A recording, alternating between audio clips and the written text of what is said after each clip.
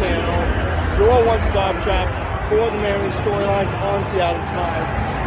And this team's ready to seize the moment, baby. Hey, score predictions, I'm going to go a dozen. 12-2. Dozen to deuce. Just look at, come on. This place is rocking. It's going to be a 10-run blowout. I'm going to go with Julio and Cal. They hit a homer again. Picked them yesterday. Who else? I'm going to pick our best hitters. Pick them to get hot for the playoffs. I'm going to pick La Piedra. Steady Mr. Consistent. We want more.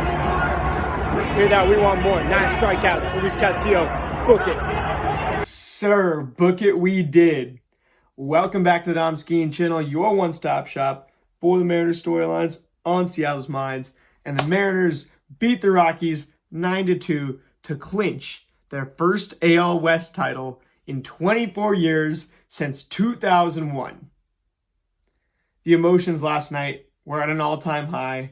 You don't need me to tell you that.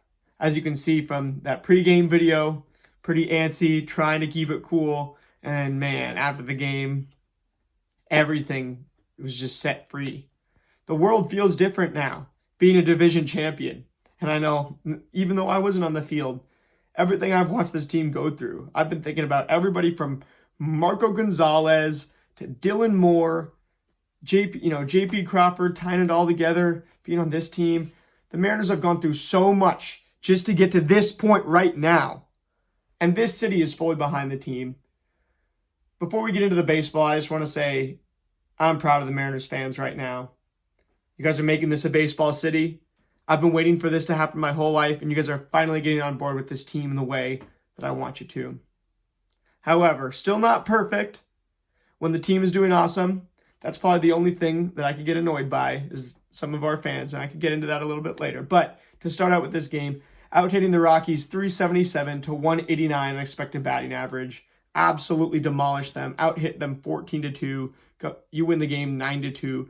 You scored 5 runs before they even answered in the first 2 innings. You come out, top of the first inning, Luis breezing through. Bottom of the first inning, Cal and Julio go back-to-back. Cal number 59. Julio hits his 32nd, which is a career high for him as well. So, I mean, my 2 homer picks already homered in the first inning. I'm feeling great. Polanco hits a homer 1 batter later. And, man, I mean, the entire offense just feels like a playoff offense. The one thing I want to see these last 4 games, really this last homestand before the playoffs, if you, in the playoffs, right, my favorite playoff quote, I'm going to say it every single video from here on out. Mike Cameron, 2 things matter in the playoffs, pitching, health, and pitching. Because in the playoffs, any lineup can get hot. Any pitcher can't just go out there and shove the way that, Brian Wu does. That's just not as likely to happen. But anybody can hit a home run in 1 at-bat. There's less, smaller sample size. Hitters only get 4 at-bats a game, right? Things can go wild. You saw Aaron Judge go like 1 for 32 in the postseason last year. And so if our good hitters can get hot and our hot hitters can get good, I mean, it sounds like just a really, funny play on words, but it's true, is that the Nationals, where they had some good hitters in that lineup. I mean, a really young Juan Soto, Anthony Rendon got paid after that. They had some good hitters. They also had hot hitters like Gerardo Parra, guys like that. And even Victor Robles, So if you can just, have your best hitters be hitting well and be hot, but then have your hot hitters look like they're doing something that's going to keep working, that's not just a flash in the pan that's going to stop next week. And right now, I mean, the approach at the plate from everybody is pretty awesome. Even in certain at-bats where we weren't getting hits, we're working counts. And then I wanted to talk about, too, another thing that I haven't, been on here to talk about recently. Jorge Polanco's defense at second base is night and day compared to where it's been at any point, really since 2019, 2020, when he was good with the Twins. His defense, he's looked like an incredibly old athlete in the field for a long time, even at the plate and running the bases. This guy really, it feels like his body is on the downturn, even though he's only 32. He's one of the older 32-year-olds in the MLB. But his ability to go out there, turn on baseballs, put together insanely long and meticulous at-bats, especially compared to last year when he was hitting under 200 for a majority of the year. It's just night and day, and you've got to give so much credit to the management of this team. Because I'm imagining with Jorge Polanco, right? Cole Young was doing really well, but when Jorge exploded back out with the bat, and Canzone had to stay in the lineup when Robles came back, I have to imagine there was a conversation between Dan Wilson and Jorge that said, hey, I love you, but we're going to, I want to keep you in this lineup. I love you. I want to keep you in this lineup. I think you're a vital part of this lineup down the stretch. I want to put you in there every single day. However, I need you to play the field, and I need you to just put in extra work with Perry Hill. I need you to put in all the extra work with Perry Hill, make all the efforts. And even if your body is old and you're tired and this is really tough to make it through a full season at all, yet let alone, playing at such a high level and then adding the fielding back into it late in the year. To ask that of Jorge, it's like that's the only thing that I can think of, because how is it so night and day, his defense between the beginning of the season and now?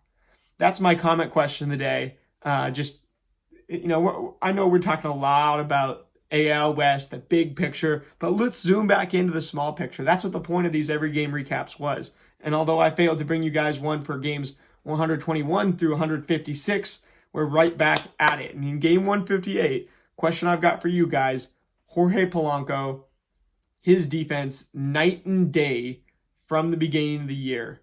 What do you guys think is impacting that? Moving back onto the pitching side of things. Before we go back to really the biggest moment of the night at the end of the game, we're going to go Luis Castillo. I predicted 9 strikeouts. He grabbed the 10. Only got hit hard 7 times on 93 pitches, so not terrible for him there. Tanner Gordon, it's funny, only got hard hit 4 times on 70 pitches, but absolutely gets clobbered. He was just serving up fastballs over the plate. And the breaking balls, from what I saw, were just not that deceptive either.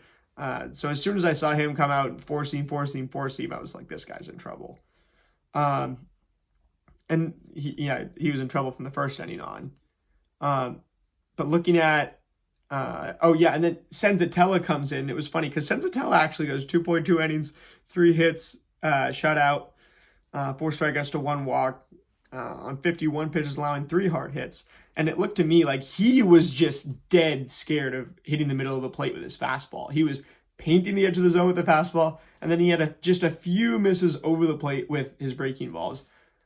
I mean, Antonio Senzatella, we'll never know how good of a pitcher he really is because he pitches in Coors Field most of the time. But I see, I was just trying to squint and see the talent there with Senzatella. Then Angel Chiavelli coming into the game when it is absolutely out of hand. Honestly, this guy sounds like, a type of pepper that I want to put on my burger, Angel Chiavelli. But he is going to end up in the history books for the wrong reason, as he served it up to Cal Raleigh to hit his 60th home run of the season and tie the Sultan of SWAT, the great Bambino, Babe Ruth. I mean, to see Cal tie Babe Ruth, to me, 60 was always the home run that I said I want to see the most. And I'm going to tell a personal story because I just have to tell you how much this meant to me. And I thought, I had the tears strolling down last night, on Tuesday night when we clinched the playoffs, just the energy in that place. I could feel it. But last night, I was keeping my emotions in check pretty well towards the end of the game. When Cal hit number 60, man, I have a personal connection because my granddad grew up watching Babe Ruth in the Bronx. He was in the Bronx, listening on the radio when he hit number 60, tells me stories about it. He used to tell me stories about it when he was alive. Long live granddad. It was about, just in his 30s when Roger Maris did it in 61 and hit his 61 homers. He would tell me stories about that as well. I was blessed enough to be in New York to watch Aaron Judge hit 60 home runs for the first time in my lifetime in the American League. And now, for the second time in my lifetime in the American League, an American leaguer is at 60 home runs. And I got to watch it in person as well. So it's number 60 is the one that means a whole lot to me for those reasons. But, I mean, Cal has such a great opportunity today. He can go 61, 62, 63. Aaron Judge, hit the 62. Maris hit the 61. So you got another Yankee to tie with each of your next 2 home runs, should you get them, Cal. 2 in 4 games, very possible, especially after the double dong we saw last night. And, I mean, do you need me to tell you why Cal Raleigh is good at this point?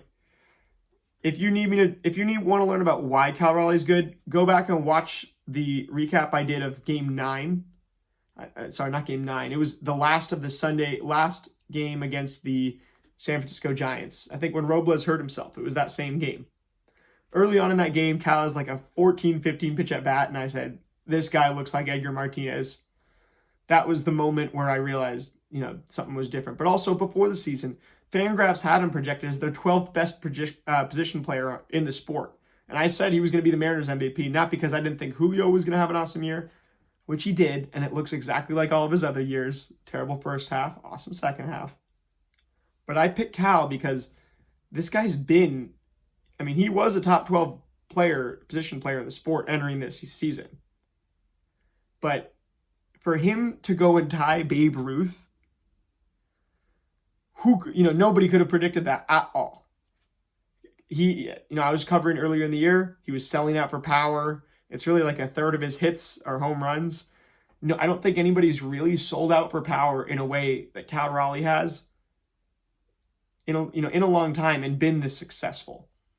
Because he's also so measured. There's really not one pitch that can defeat him. There's not one spot that can defeat him. You can't pitch to him the same way that Bonds, you can't just pitch Bonds in because he could destroy that too. Cal Raleigh has done such a good job of taking away every biggest weapon against him. No weapon formed against Cal Raleigh shall prosper. That was his hitting approach this season is, you think you've got a weapon against me? Well, what if I were to take away, your biggest advantage? And what if I was to take away your other biggest advantage? And man, I think we could see this guy hit for at least a 280, 290 average if he was really just focusing on the doubles still. But it's clear that Edgar Martinez saw something in this guy and said, no. Naylor, yeah, that's a doubles guy. That guy's like me. Cal, in certain ways, you see the way that he sees the ball and stuff, very similar to Edgar. But this guy does not have gap power. This guy has light tower power. And Edgar Martinez deserves so much credit for this. I want to give Cal Raleigh all the credit in the world because for him to tie Babe Ruth as a catcher, as a switch hitter, everything that goes into this. But to look at how it happened is also the stuff of legends. With that, doing it for today, I think I'm going to keep it going with these in-game, pre-game predictions. Let me know what you guys think of that down below in the comments. That way you can see a little window, into when I'm at the stadium. I will be at the stadium again today, so I got to get ready for that. But yeah, I will see you guys back here later tonight. Go M's. And hey, I will see you AL West champions back here later tonight. Go M's.